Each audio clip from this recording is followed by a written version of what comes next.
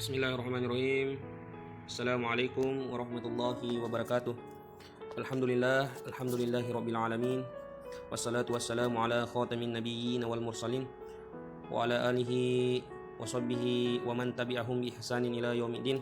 Wassalatu wassalamu ala khatamin nabiyyin wal mursalin wa ala alihi wa sahbihi ajma'in, amma ba'd. Kepada Allah Subhanahu wa taala kita bersyukur, kepada Nabiullah Muhammad sallallahu alaihi wasallam kita bersalawat. Pada kesempatan ini, izinkan saya untuk memaparkan satu tema yang berjudulkan ajaran tasawuf yang ditugaskan oleh kelompok saya yang beranggotakan 2 orang. Jadi saya pribadi Muhammad Iswandi Al-Fatih dengan saudara saya Idrus Usman yang diberikan tugas oleh Gurta Nurdin Zainal SPhil MPhil. Ya, langsung saja. Sebelumnya saya memohon maaf atas segala kekurangan apabila nantinya ada kesalahan dalam saya berucap dan tidak semestinya saya ucapkan yang didengar oleh saudara penonton. Saya akan menjelaskan pengertian tasawuf. Ya, kita kembali dulu kepada pembagian-pembagian pengertian tasawuf. 5 istilah yang berkenan dengan tasawuf. Yang ini berkenan dengan tasawuf. Yang pertama, as-sufah, orang yang ikut pindah dari Makkah ke Madinah. Dan yang kedua, saf, barisan. Sama halnya dalam sholat harus diterapkan itu sawu sufufakum fa inna taswiyatas sufu mimman tamamis sholat. Jadi sebaik-baiknya salat itu yang meluruskan dan merapatkan saf. Yang ketiga, sufi, suci bersih. Keempat, sofos, ilmu ketuhanan. Dan kelima, suf, kenwol atau bulu domba. Ajaran tasawuf adalah salah satu cabang ilmu Islam yang menekankan dimensi atau aspek spiritual dalam Islam. Maksud spiritual yaitu menekan aspek rohani daripada aspek jasmaninya, menekan penafsiran batini ketimbang penafsiran lahirianya, dan menekan aspek akhirat daripada aspek dunia, menekan aspek esoterik daripada eksoterik. Pengertian tasawuf menurut ahli. Ya, Samsul Munir, tasawuf adalah usaha melatih jiwa yang dilakukan dengan sungguh-sungguh yang dapat membebaskan manusia dari pengaruh kehidupan duniawi untuk bertaruh kepada Tuhan sehingga menjadi bersih, mencerminkan akhlak yang mulia dalam kehidupannya dan menentukan kebahagiaan spiritual. Menurut Syekh Abu Nasr, ia menyatakan bahwa tasawuf adalah akhlak yang mulia yang muncul di zaman yang mulia dari tangan seorang yang mulia bersama kaum yang mulia pula. Secara detail, akhlak mulia tersebut tergambar dari definisi kaum tasawuf atau kaum sufi, yaitu kaum yang telah menyusun kumpulan menyisihkan diri dari orang banyak dengan maksud membersihkan hati, laksanakan kilat kaca terhadap Tuhan. Jadi maksudnya di sini ada beberapa ahli yang menafsirkan bahwa tasawuf begini, dari Samsul Munir dan Syekh Abu Nas.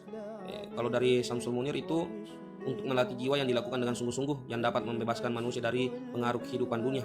Jadi supaya tidak terlalu terjerumus oleh dunia, dia harus tasawuf dan mencerminkan akhlak yang mulia dalam kehidupannya. Dan menurut Syekh Abu Nas menyatakan bahwa akhlak yang mulia yang muncul di zaman yang mulia dari tangan seorang yang mulia bersama kaum yang mulia pula. Tergambar dari definisi kaum tasawuf atau kaum sufi, yaitu kaum yang telah menyusun kumpulan menyisihkan diri dari orang banyak dengan maksud membersihkan hati, laksana kilat kaca terhadap Tuhan. Selanjutnya kita ke part 2, sejarah perkembangan tasawuf. Sejarah perkembangan tasawuf.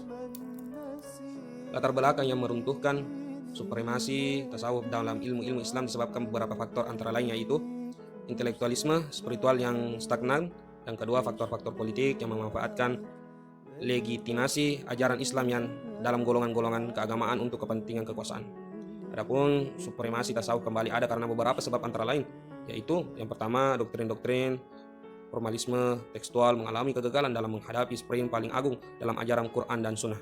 Dan yang kedua, penggalian kembali nilai-nilai hasanah tradisi generasi awal seperti nilai-nilai etik, estetik untuk pencerahan spiritualisme kontemporer. Amin Syukur mengatakan bahwa lahirnya tasawuf sebagai fenomena ajaran Islam diawali dari ketidakpastian terhadap praktik ajaran Islam yang cenderung formalin dan legalisme. Selain itu, tasawuf juga sebagai gerakan moral kritik terhadap sosial, moral, dan ekonomi yang dilakukan oleh kalangan. Sebenarnya ini ilmu tasawuf itu sudah ada sejak zaman Nabi, cuman pada zaman itu belum terlalu dikenal di zaman Nabi bahwa ada yang dinamakan tasawuf atau sufi. Sejarah perkembangan tasawuf. Faktor munculnya tasawuf sendiri sebenarnya terjadi perbedaan pendapat dari kalangan Islam sendiri, seperti Abu A'la Afifi mengklarifikasikan kepada 4 aliran tasawuf, yaitu yang pertama, tasawuf berasal dari India melalui Persia. Yang kedua, tasawuf berasal dari asketisme Nasrani, dan yang ketiga tasawuf berasal dari sumber yang membeda-beda kemudian menjelma menjadi satu konsep, dan keempat tasawuf berasal dari Islam sendiri.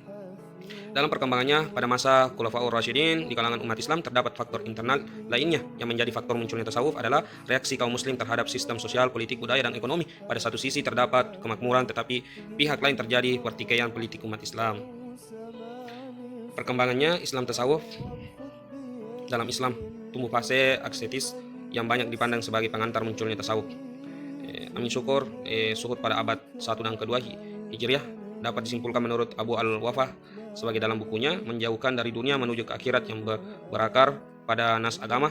Yang kedua, masih bersifat praktis dan para pendirinya tidak menaruh perhatian untuk menyusun prinsip-prinsip teoritis atas kesuhudaannya.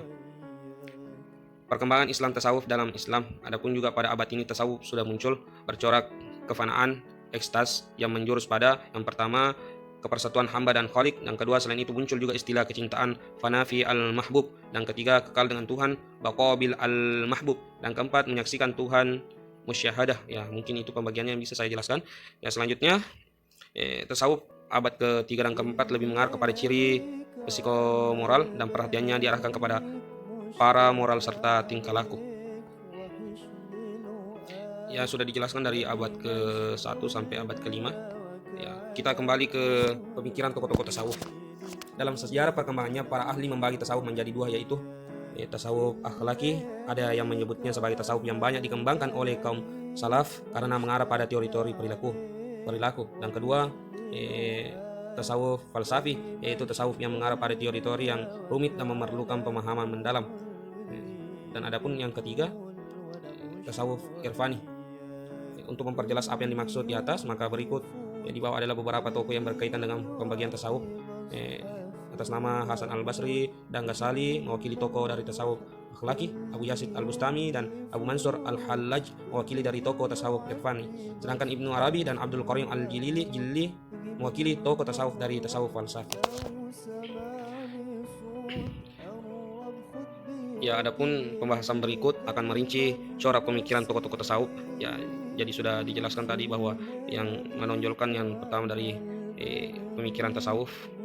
Ya, adapun kesimpulannya, yang pertama pada umumnya tasawuf didefinisikan sebagai perwujudan nilai akhlak yang mulia yang berasal dari Islam, dan yang kedua tasawuf sudah ada sejak masa Nabi Muhammad SAW, kemudian berkembang karena beberapa faktor. Hal yang paling menonjol adalah adanya faktor politik di masa setelah meninggalnya Nabi Muhammad SAW. Para tokoh sufi ungkapkan pemikiran mereka dengan ciri khas mereka masing-masing. Ada 3 pembagian dalam hal ini, yaitu tokoh tasawuf falsafi, akhlaki, dan irfani. Ya, mungkin itu yang sempat saya sampaikan.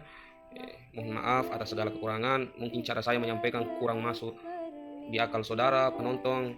Jadi saya pribadi mohon maaf atas segala kekurangan, karena saya sebagai manusia biasa tidak luput dari dosa dan khilafan. Lebih dan kurangnya mohon dimaafkan. Assalamualaikum warahmatullahi wabarakatuh.